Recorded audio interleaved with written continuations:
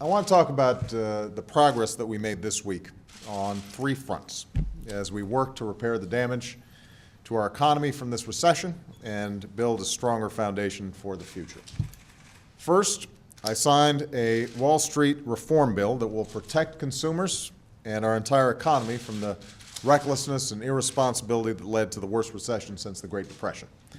It's a reform that will help us put a stop to the abusive practices of mortgage lenders and credit card companies and ensure that people get the straight, unvarnished information that they need before they take out a loan or open a credit card.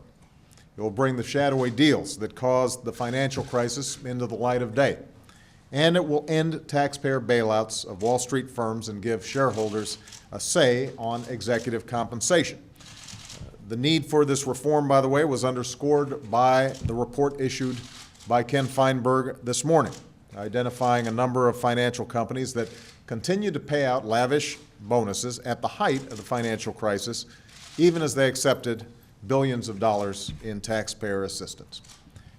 Second, I signed a law that will improve our ability to crack down on improper payments made by our government. Every year, the government wastes tens of billions of dollars, taxpayer dollars, on erroneous payments to companies that haven't paid their taxes, or to prison inmates, or even to people who died a long time ago. Today, we have the technology to block these payments, and the law I signed will give us new tools to do so. I've set a target to save at least $50 billion by 2012, savings that are more important today than ever because we simply don't have any money to waste. Third, we finally overcame the procedural blockade of a partisan minority in the Senate to restore unemployment insurance for about 2.5 million Americans who are out of work and looking for a job. So taken together, we made enormous progress this week on Wall Street reform, on making sure that we're eliminating waste and abuse in government, and in providing immediate assistance to people who are out there looking for work. But ultimately, our goal is to make sure that people who are looking for a job can find a job. And that's why it's so important for the Senate to pass the additional steps that I've asked for to cut taxes and expand lending for America's small businesses, our most important engine for hiring and for growth. And a small business jobs bill that contains these measures may come up for a final vote in the Senate in the next few days. With this small business bill, we'll set up a new lending fund to help community banks offer small business men and women the loans they need to grow and to hire. We'll help states encourage more private sector loans to small businesses in industries like manufacturing or construction that have been especially hard hit by this recession.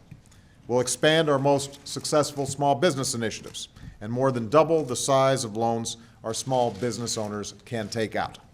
And to unlock the growth of our entrepreneurs, we'll finally do what I've been advocating since I ran for president, which is to eliminate capital gains taxes entirely for key investments in small businesses.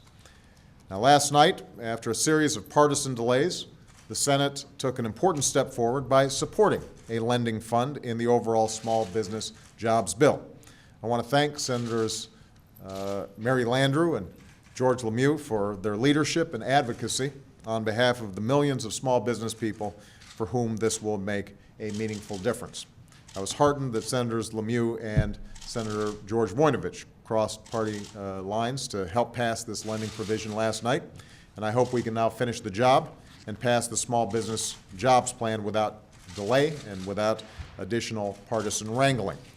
You know, the small businessmen and women who write to me every day, the folks who I've met with across this country, they can't afford any more political games. They need us to do what they sent us here to do. They didn't send us here to wage a never-ending campaign. They didn't send us here to do what's best for our political party.